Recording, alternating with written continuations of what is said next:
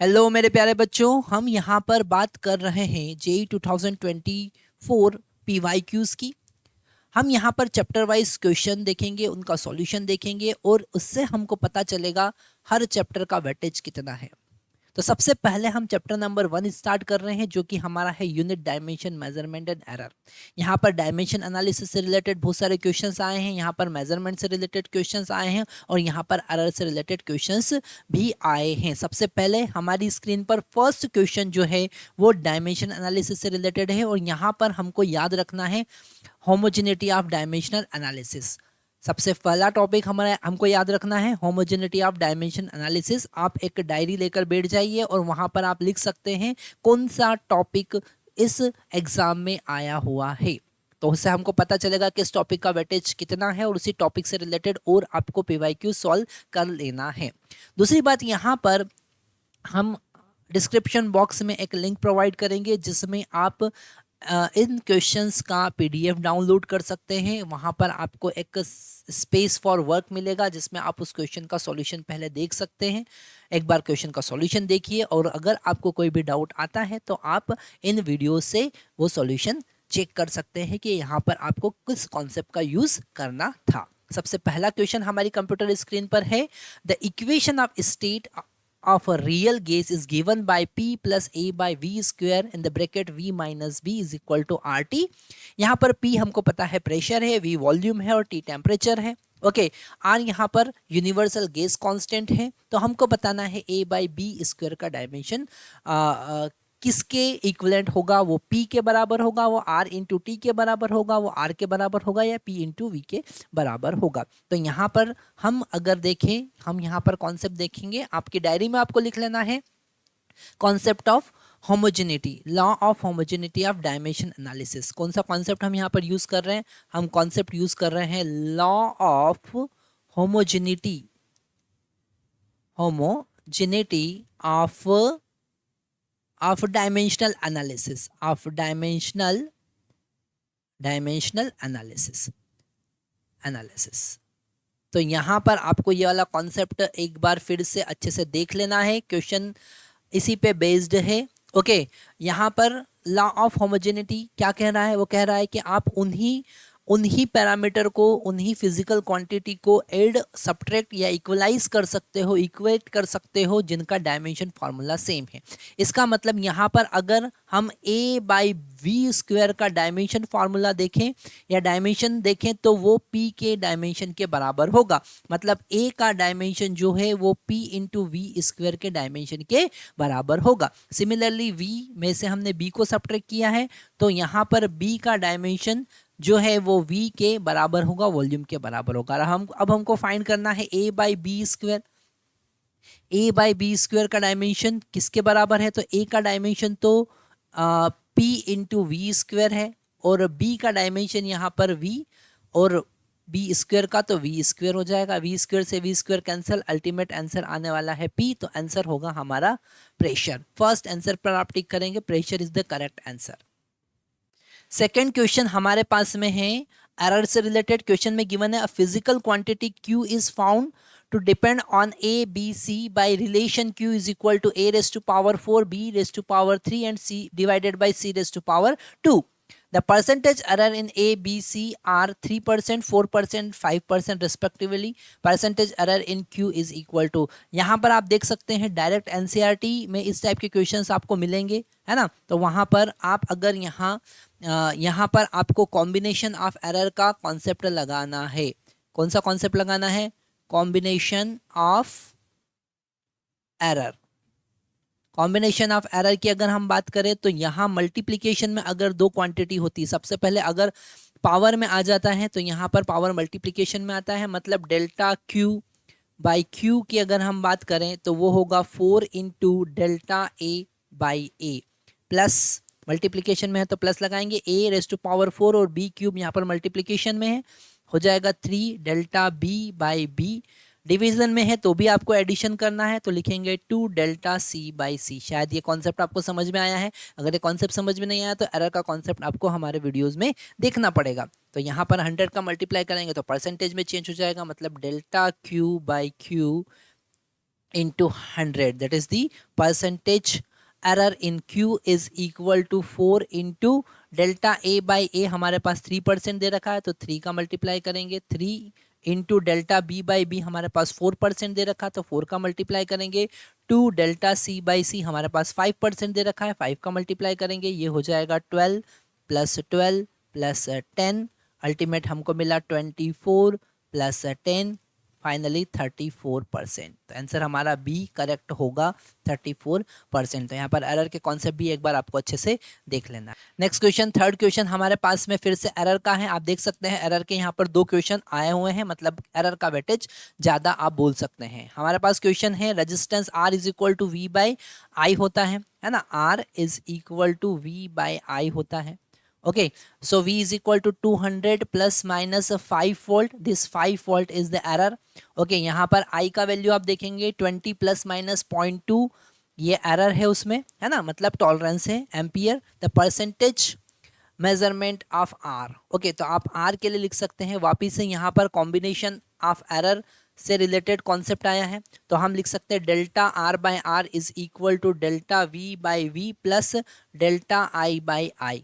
Okay, यहाँ पर सबका वैल्यू पुट करेंगे। हम यहाँ पर डेल्टा V की बात करेंगे तो वो 5 होगा, तो 5 डिवाइडेड बाय V की बात करेंगे तो 200 हो जाएगा, प्लस यहाँ पर डेल्टा I 0.2 हुआ, और अगर हम I की बात करेंगे तो वो 20 होगा।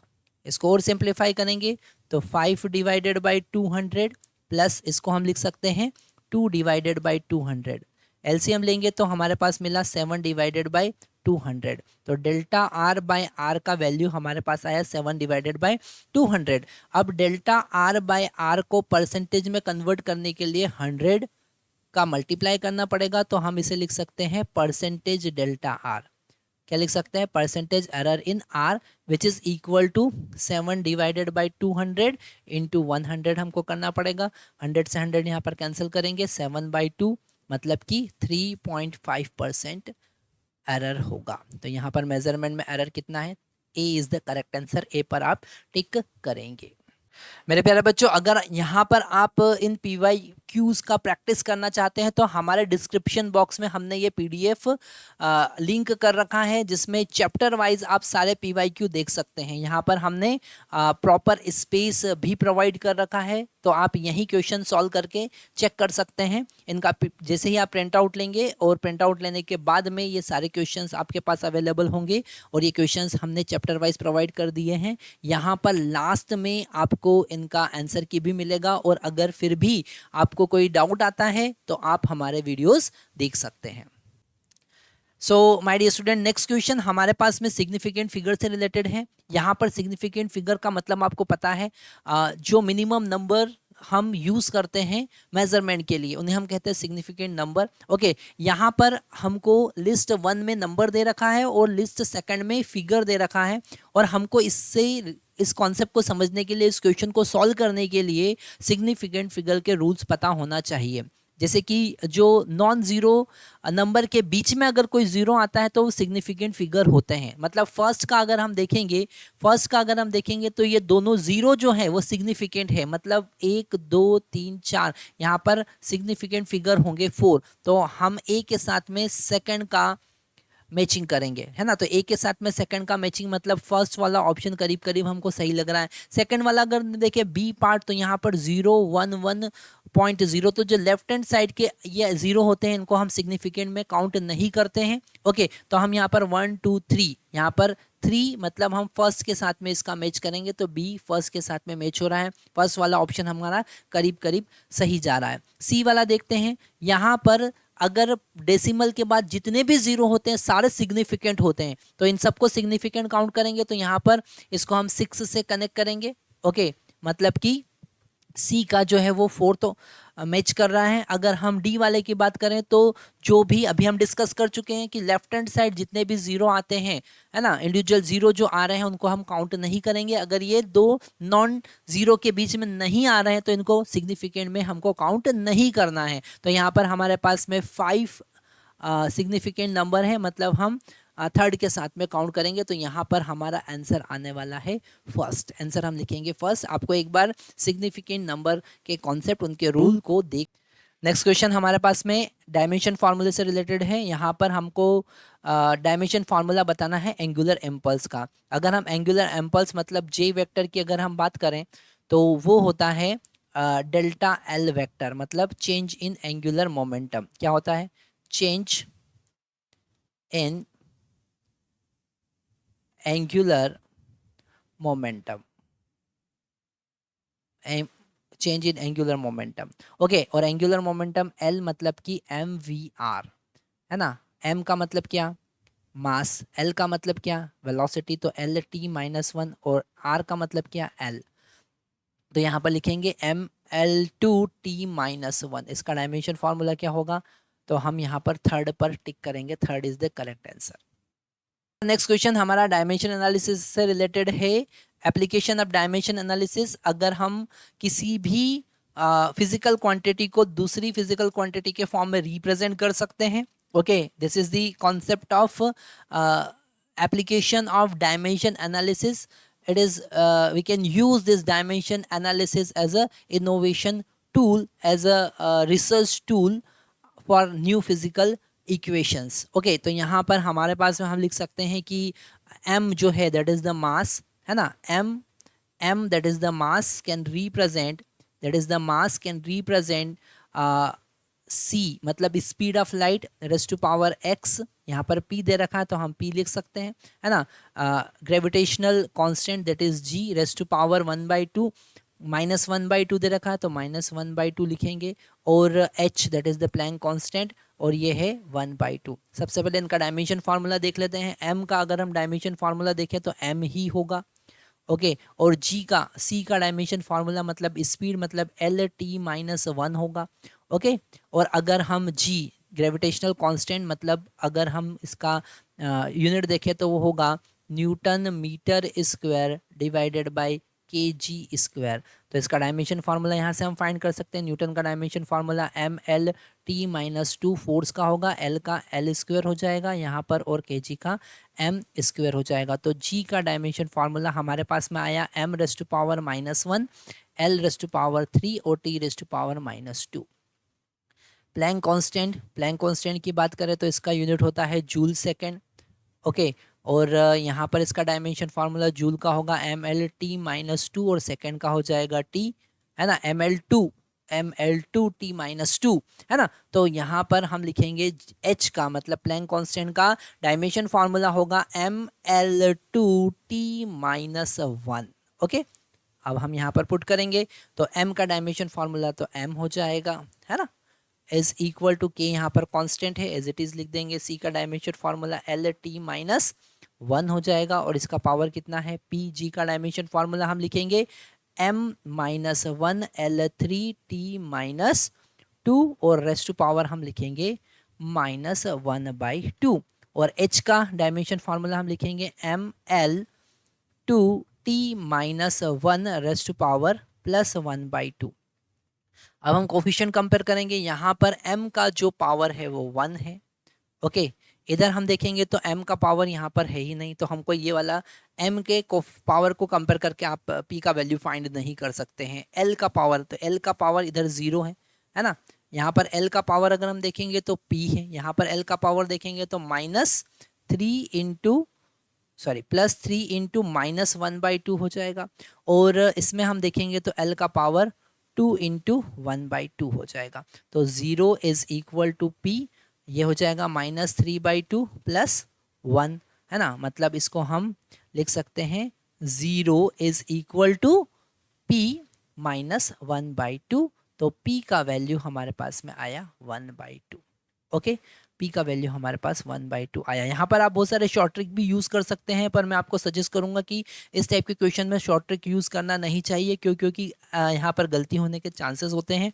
आप थोड़ा सा कैलकुलेशन सिस्टमेटिकली करके करेक्ट आंसर लगाएंगे तो ही सही होगा। एरर आपको गलतियाँ कम से कम करना है, क्योंकि एक अगर छोटा सा गलती हुआ, माइनस का प्लस, प्लस का माइनस, छोटा सा भी गलती हुआ तो आप का जो मार्किंग होगा वो -5 हो जाएगा, क्योंकि ये सही होना था और वो -1 देके जाएगा। तो अल्टीमेट 4 तो आपका गया ही सही, जो सही होने वाला था एक नेगेटिव और आपके पास में आ गया, तो यहाँ पर -5 आपको मिलेगा। इसलिए मैं आपको ये सजेस्ट करूंगा कि इस टाइप के क्वेश्चन को सिस्टमेटिकली सॉल्व करेंगे तो आपको ज़्यादा फायदा मिलेगा, क्योंकि हमारे पास सफिशिएंट टाइम होता है।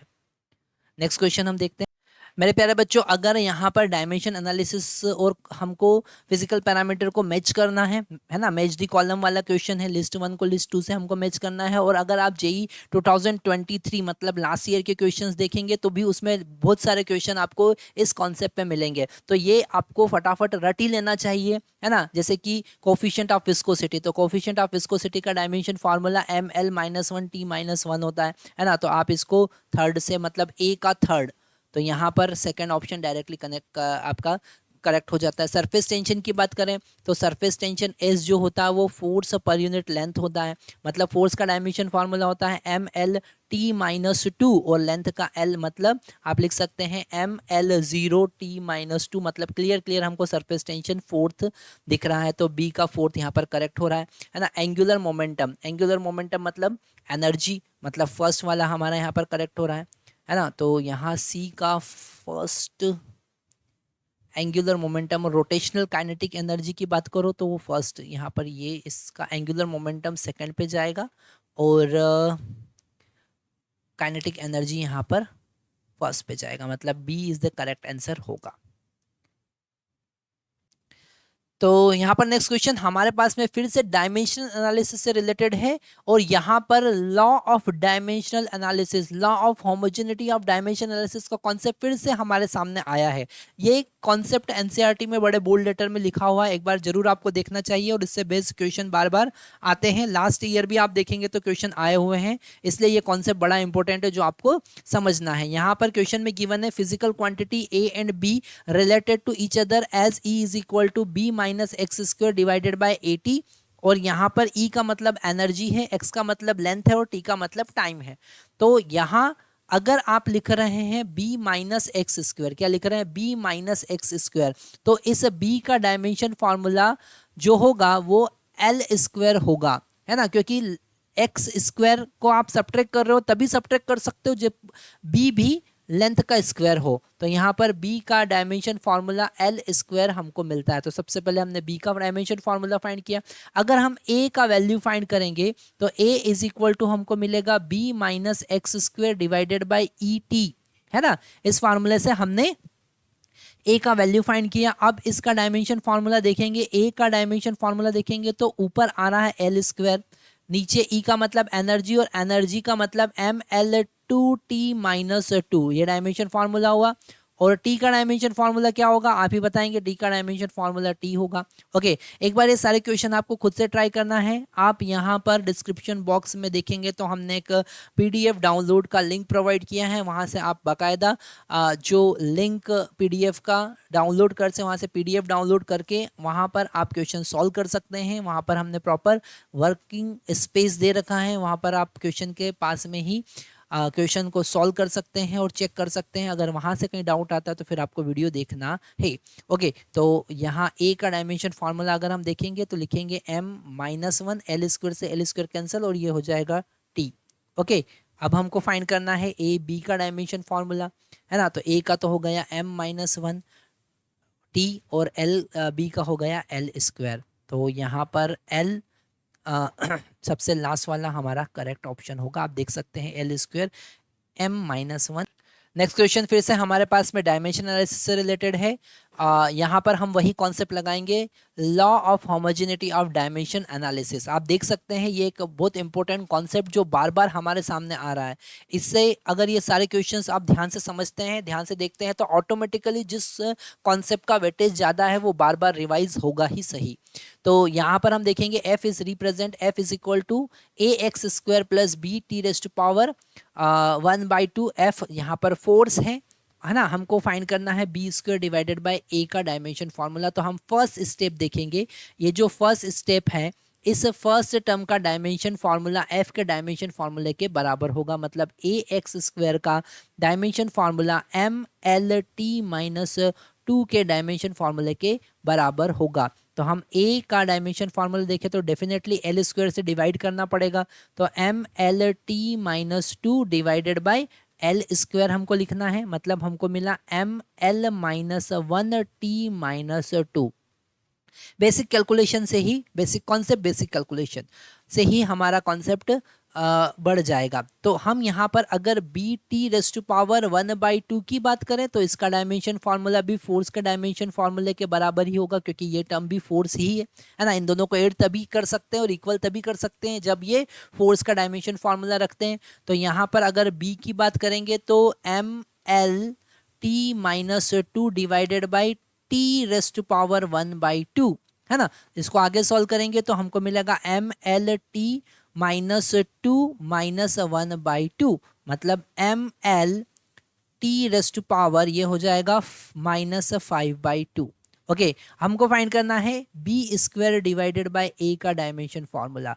तो बी का डायमेंशन फॉर्मूला हमको दिख रहा है एम एल टी माइनस 5/2 और इसका होल स्क्वायर हमको करना पड़ेगा डिवाइडेड बाय ए का डायमेंशन फॉर्मूला क्या था M L minus one T minus two. आगे सॉल्व करते हैं है ना। तो यहाँ पर हमारा हो जाएगा M square L square T raise to power minus 5 divided by M L minus one T minus two. तो ये एक एम से एक एम कैंसिल हो जाएगा, तो एम रेस टू पावर 1 बचेगा, ये हो जाएगा एल रेस टू पावर 3 और ये हो जाएगा T raise to power minus 3। तो यहाँ पर ए ऑप्शन हमारा करेक्ट आ रहा है। तो मेरे प्यारे बच्चों, हमने यहाँ पर देखा first chapter unit dimension and measurement error से रिलेटेड जितने भी जेई 2024 में आए हुए क्वेश्चंस का सॉल्यूशन है ना। हमको यहाँ पर समझ में आ रहा है कि इस क्वेश्चन में जो इस पेपर में जो वेटेज है वो law of homogeneity of dimension analysis का वेटेज सबसे ज़्यादा है। उससे रिलेटेड सारे क्वेश्चंस आपको उस कॉन्सेप्ट को बहुत अच्छे से समझ लेना चाहिए। Thank you very much.